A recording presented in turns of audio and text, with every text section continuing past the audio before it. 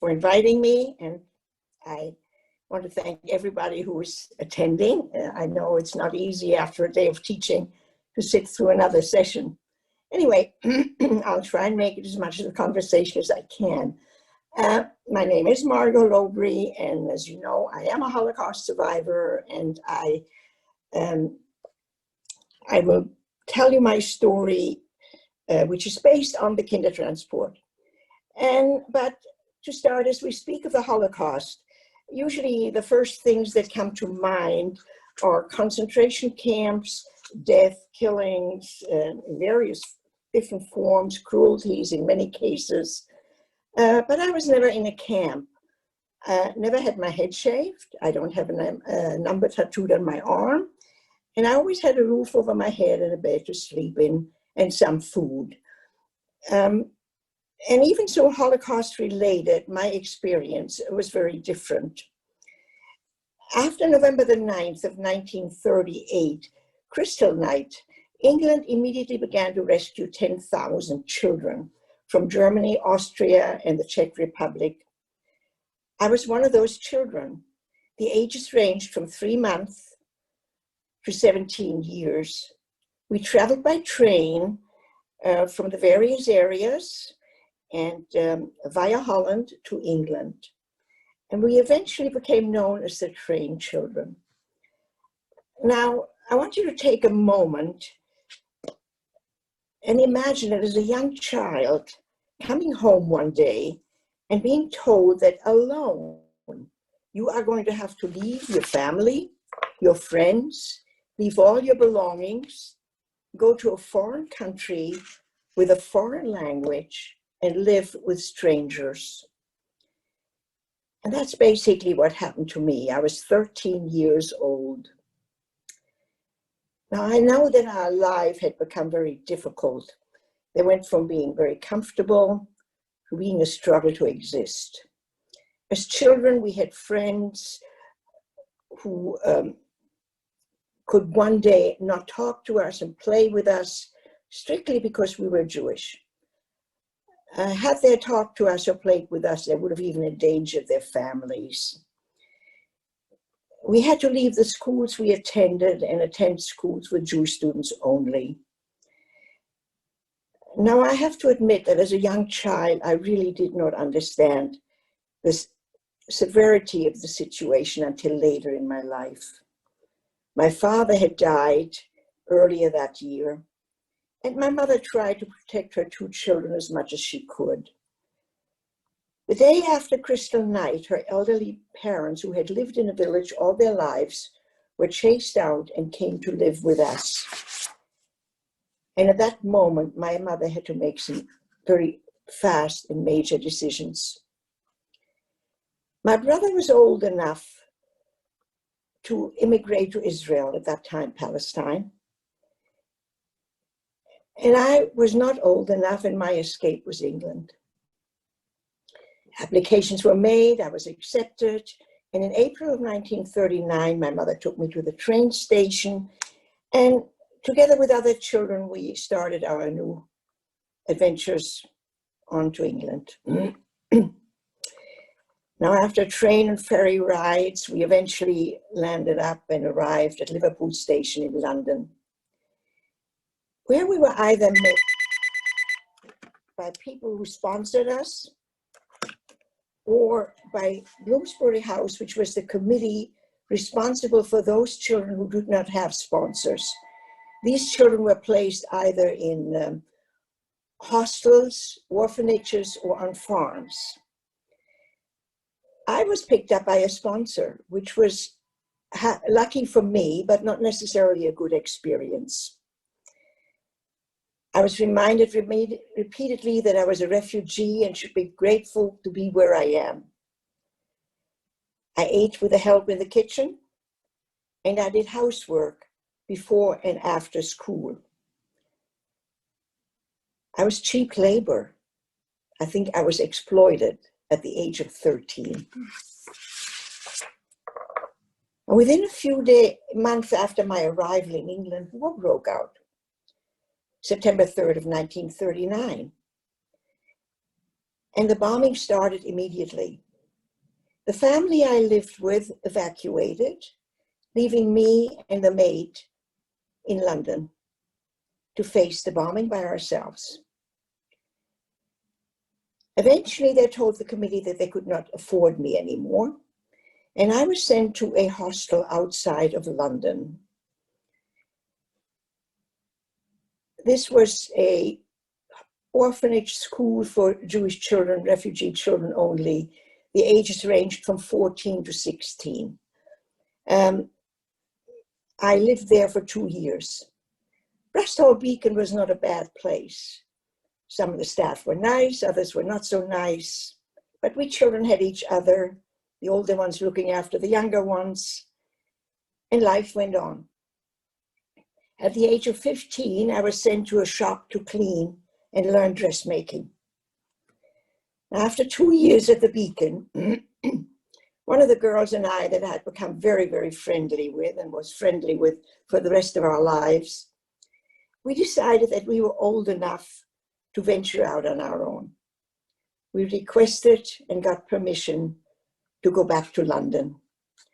Julie had an aunt and uncle there, and I'm sure that helped. At first, we moved into another hostel, found some jobs, and managed to support ourselves. But after a couple of months of that, we decided we wanted out. We rented a room from a lady who was very nice because she told the committee that she would serve us meals, which the committee felt we really weren't totally old enough to be independent. So she told them that fib, and it helped. But after living there for a while, we decided, we rented a little apartment, and we lived there from 1942 until 1944, until I left for the United States in April of 1944. Now, there was a war going on, and traveling in those days was not easy. We traveled in a convoy, which I'm sure many of you know is a ship that is accompanied by other ships, merchant ships, which does not carry any merchandise, but rescues in case there are need for that at sea, or other U-boats, support ships. And they protect those in case there are attacks. It took us 2 years to get from Liverpool to Boston. We encountered a horrendous storm on the Atlantic in April, and that was my first experience of cruising. The life in England during the war was not easy. We barely made ends meet, but we never worried about that others had more than we did. We went to dances, we met boys, mostly soldiers. We were teenagers and managed to enjoy ourselves. We wore the same clothes most of the time because we could not afford new ones, and besides, there was a war going on and everything was rationed. Now later, as I thought about my experience in England, being there because of the Holocaust, I realized how much I had been deprived of. I lost the loving attention of family. I was deprived of a good education. And growing up under normal circumstances, I was deprived of learning who I am and how to be an adult in a safe environment. I had to figure out what was right or wrong, because if I did wrong, there was no one there to help me. I was deprived of a childhood. Now, once I was married and I saw my friends with their parents enjoying an adult friendship, not a child-parent relationship, I realized also what I was being denied. And I only understood the trauma and the tragedy of it all. as an adult. After reading a book by Leon Uris called Exodus, the part where Karen's father takes her to the train station when she leaves for Denmark, saying goodbye, at that moment, I already had a child. And I asked myself, if I had to, could I or would I give up my child? And at that moment, I could understand what my mother must have gone through, sending both of her children away within 6 weeks of each other to make sure that they would be safe and that their lives would be spared, knowing that she may never see either one of us again. Her love for us, her strength is indescribable. Now, realizing all that,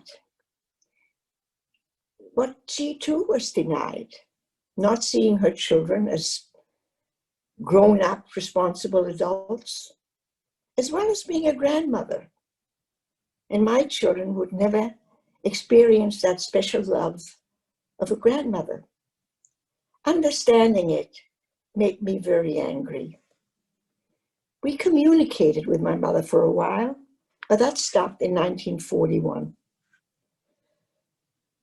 Now, when the opportunity arose for me to go back to Frankfurt, the city where I was born, I said, never.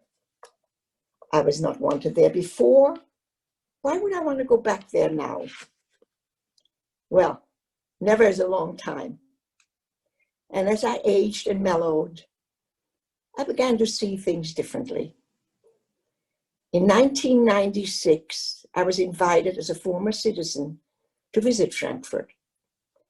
And I would only go if my brother from Israel could join me there. By now, I also wanted my husband to see where I was born and invited our oldest son to give him a chance to see where his mother came from. I was pleasantly surprised.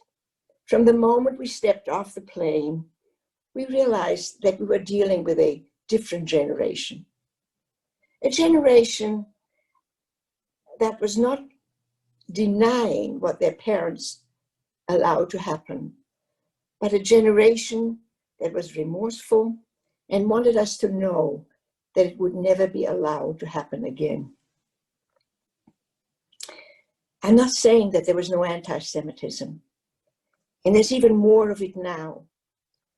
And in light of what is going on in this country lately, with shootings and hate crimes all around us, we also have it here. To a point where I'm asking myself, will I again have to watch what I'm saying, or fear of being arrested because I'm Jewish? Will my children or grandchildren, like I did, see our synagogues burn? Will occupational opportunities be denied to them because of their religion, color of their skin, or sexual orientation? Anyway, my brother and I walked our childhood. We visited every apartment we ever lived in. We visited all the schools we attended. We spoke in several high schools. And were always treated with the greatest respect and courtesy. And the trip taught me something. Holding on to anger and grudges is a waste of energy. It's not productive, it's destructive. Anger, if at anyone, parents, siblings, friends, family, whoever, when it's over, let it go. And I'm glad I did and went forward with my life. Now, I also know that this is what my mother would have wanted me to do. Now, eventually, with the encouragement of my late husband, I caught up with my high school education, my college education. My chosen profession as a travel counselor has given me the opportunity to see most of the world. I enjoyed 55 and a half years of a happy marriage. I'm the proud mother of two fabulous sons, love both of my daughter-in-laws, enjoy grandchildren and even great-grandchildren. Now, having given you my experience, having survived the Holocaust, allow me to go back and give you the background of what happened to set my story in motion. In the fall of 1938, numerous laws were passed in Germany restricting Jewish economic activities and occupational opportunities. And as of January 1939, all Jews had to carry identification cards. On October the 28th of 1938, 17,000 Jewish people of Polish citizenship, many who had lived in Germany for decades, were arrested and relocated across the Polish border. The Polish government refused to admit them and interned them into relocation camps. Among them was a family who had lived in the city of Hanover since 1911. On October the 27th, their belongings were confiscated and they were forced to move across the Polish border. Their 17-year-old son, who at the time was living with an uncle in Paris, when he found out about it, became so angry that he chose to go to the German embassy, intending to kill the German ambassador. Upon discovering that the ambassador was not in, he shot and severely wounded Secretary Ernst von Rath, who died of his wounds 2 days later, November 9th, 1938. The revenge of that murder launched a pogrom against German Jews, and since it was interpreted that it was against Hitler himself, the rampaging also carried through the newly acquired territories such as Austria and the Sudetenland. The night of November 9th became known as Kristallnacht, Kristallnacht, or the Night of the Broken Glass. Nazis coming to the house looking for men to arrest them for no other reason than the fact that they were Jewish. After that night, England stepped in, starting the Kindertransport. Not to be misled, the Kindertransport was not the only way for Jews to escape out of Europe. There were the righteous Christians who actually put their lives on the line by hiding or transporting Jews. There was Shanghai, there was no quota, and approximately 20,000 Jews immigrated to there. There were affidavits and sponsors, but they required visas. And many Jews got out that way, but the lines at the consulates were long and many people did not make it. Italy, in spite of Mussolini, protected the Jews for a long time, as did Greece. The Japanese ambassador in Lithuania issued visas, disobeying his own country. Schindler hired Jews to work in his factory, and Leica established the Leica Freedom Train from 1933 to 1939, allowing Jews to leave the country under the guise that they were employed by the company and they were being moved overseas. Land was donated in Argentina outside of Buenos Aires for Jews to come if they agreed to farm the land. And of course, there was Sir Nicholas Winton, the English gentleman who alone rescued 669 children from the Czech Republic, which became known as the Czech Kindertransport. But what he did only was found by his wife, and all the records were in the attic where she learned what he did, unbeknown to her. And in conclusion, going back to my story, my late brother and I never saw our mother again.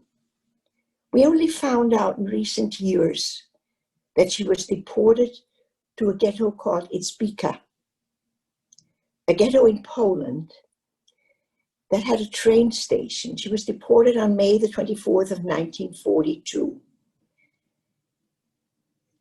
The railway station in Izbica led to Auschwitz, and who was not going to Auschwitz was taken off the train, and they were shot and buried in mass graves. That is how we think that she was one of those victims. As to my late brother, whom I lost about 6 years ago, we parted as children and met again 25 years later when we were both parents. But we have, since 1962-3, been fortunate enough to see each other frequently, and we treasured the times we spent together. Last June, my children and I, and 3 of my brother's grandchildren, went to Frankfurt for a stone setting. The ceremony, Germany is setting stones for victims of the Holocaust. These stones are set into the sidewalk of the last registered address where the victims lived. The stones are engraved with their names, date of birth, and where they died. In my case, there were 3 stones, one for my mother, one for my brother, and one for myself. We continued the trip on to Berlin, visiting all the Holocaust memorials, museums, and a concentration camp outside of Berlin. And the trip, although very, very emotional,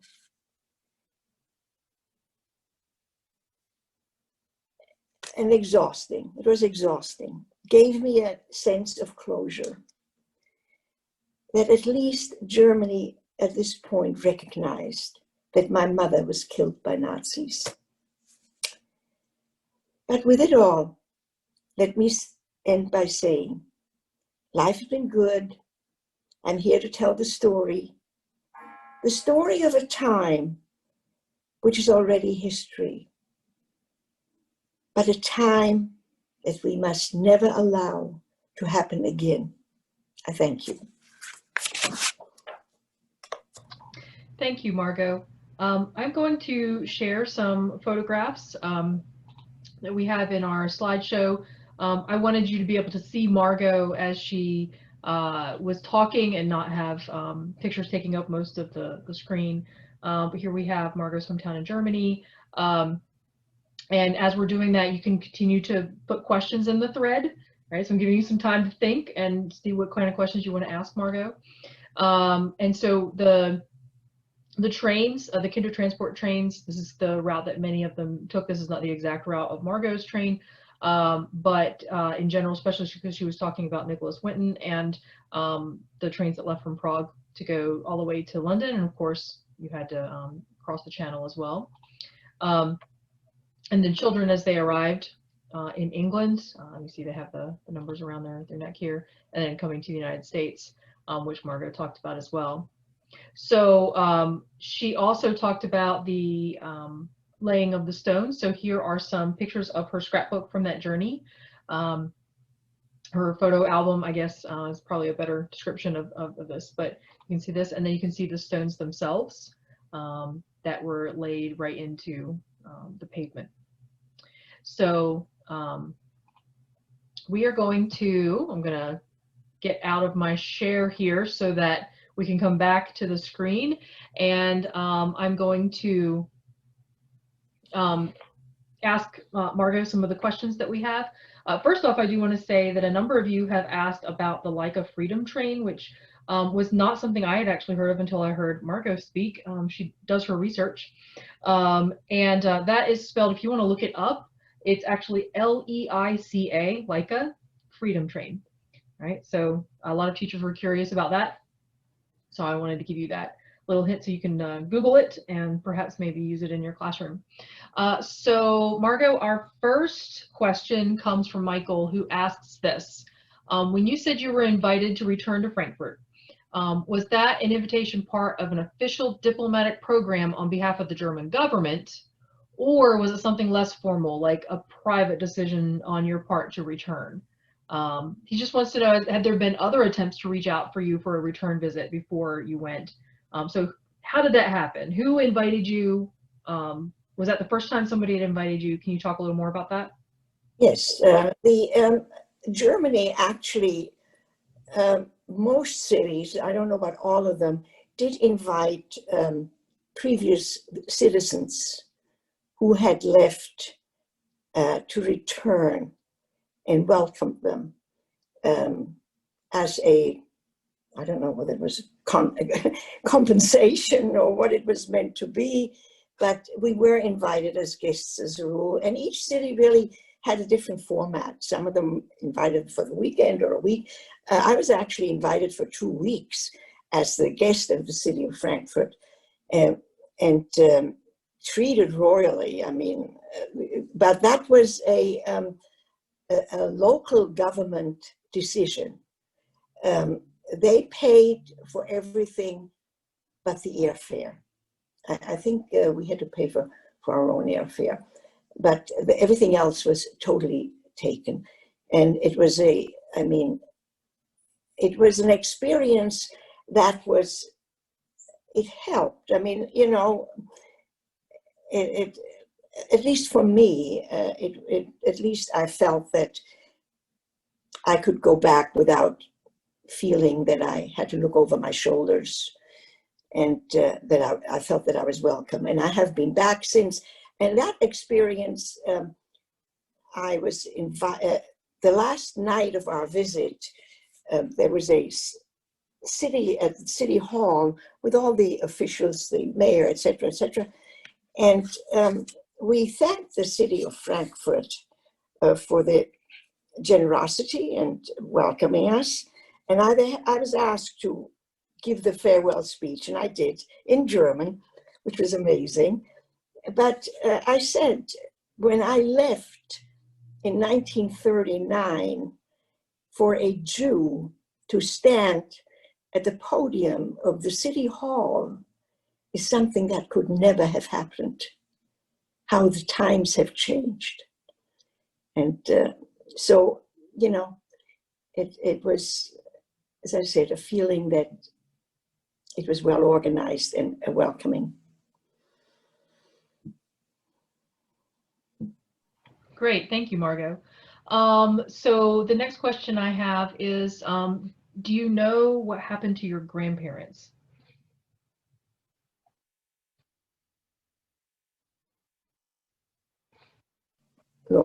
Oh, are you back?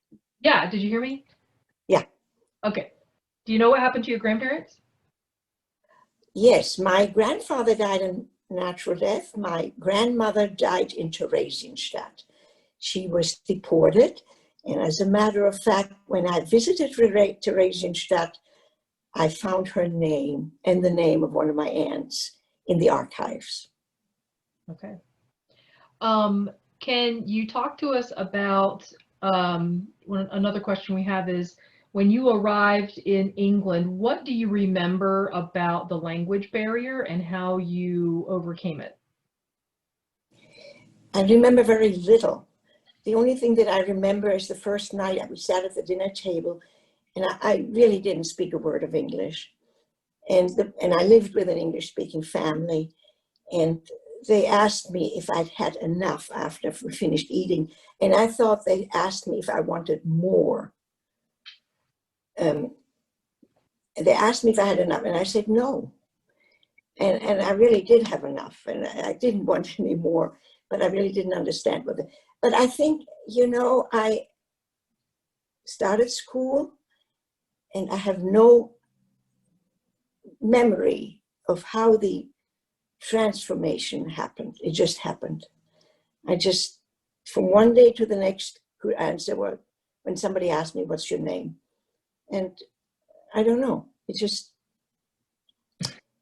it's part of my mental block. Right. Okay. All right. Our next question is, hold on, got more coming in here. Did you also, did you travel anywhere else, like, for example, to Holland, since that's one of the places you went through as an adult after leaving? Yes, I've been back numerous times. Yes. All right. I've visited London numerous times. Yeah. Okay. All right. So one person wants to know too, I mean, is this something that you still experience, maybe as far as you know, memories and dreams and things like that? Did it affect you in that way, or did it just have a different impact on your life? Well, it's interesting because I was speaking to my son just a couple of weeks ago. We were talking about something, and I said, you know, Lindsay, I have an immigrant's mentality. And I think I do in ways that I have certain hang-ups that go back to not having a penny to my name, and, you know, being alone. And, you know, we all have scars, and some of them show more than others, but we live with them. And yeah, I do. I mean, I don't necessarily have dreams or anything like that, but I do have personality traits which I think show that immigrant mentality. Okay. Have you been able to attend any of the Kindertransport Association reunions? Yes, I attended my first one in upstate New York. And then I attended the last one in Detroit before they merged with the World Children's Organization. And then I went the one in Florida. So I've attended three. Yeah. Mm-hmm. And I met the person who founded the 50th anniversary of the Kindertransport, Bertha Leviton, when I was in London. I met with her. She founded the Kindertransport reunion at its 50th reunion in 1988, 38, you know, 50 years later. And there were 1,000 children who attended that reunion in London. I was not one of them, but I met her later. Okay. Did you stay in contact with anybody that you met in England before you came to the United States? For example, your friend Julie, or even that English family that sponsored you at the beginning? Well, by coincidence, happened to meet the daughter as I was walking through a department store in New York when I was living there. And I suddenly heard my name behind me, and there she was. And we talked for a moment, and I called her mother and said hello. She and her mother had come to the United States. I think her father passed away, and the brother must still be in England. But I didn't go beyond that. Mm-hmm. But the friend that I lived with, Julie, we remained friends all our lives. And there were 5 of us actually in New York, and we stayed in contact. Well, there were 5 of us in New York, and then for the first...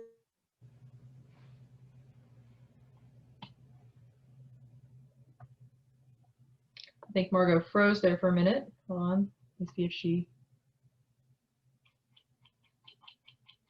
I stayed in long, but I think I'm the only one who's still alive.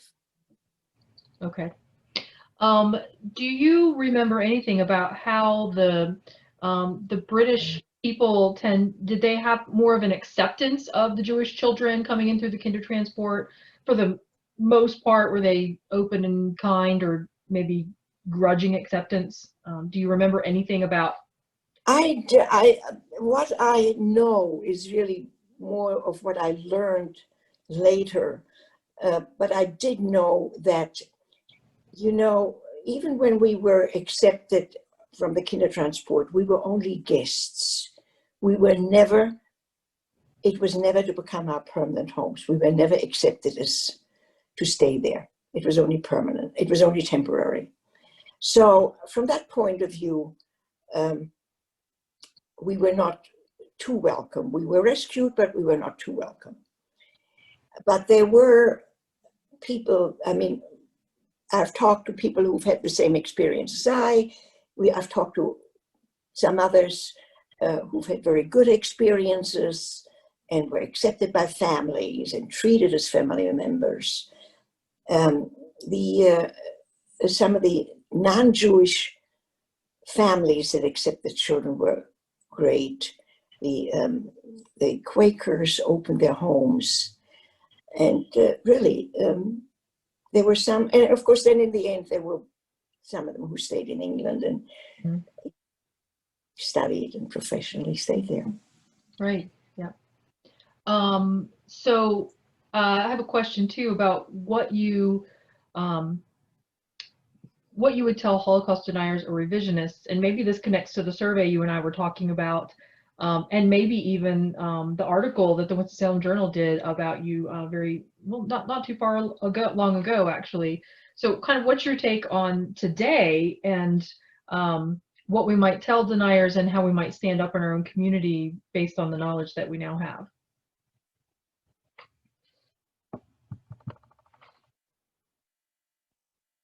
You don't, but you'll come in again. Here you go.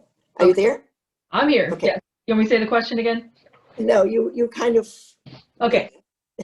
Anyway, yeah, I did receive this survey from the conference, and it's rather shocking to think that, I think I mentioned that 12% of students today in this country have never heard the word Holocaust. The knowledge of 11% of people believe that the Jews brought the Holocaust on themselves. They believe that the numbers were exaggerated. Out of the 40,000 camps that were throughout Europe during the Holocaust, 48% on a national survey respondents cannot name a single one. Now that kind of education is, it shows that the need for Holocaust education is absolutely vital. We can't eliminate history, no matter how far back it goes. We can't deny it, and we can't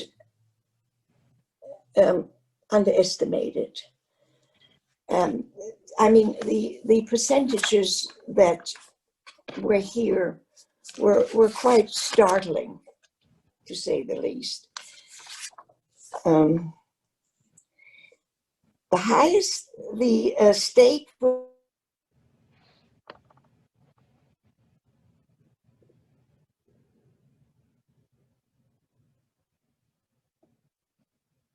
just going to wait a minute because I'm pretty sure she's going to. Idaho, Iowa, and Montana. Mm-hmm.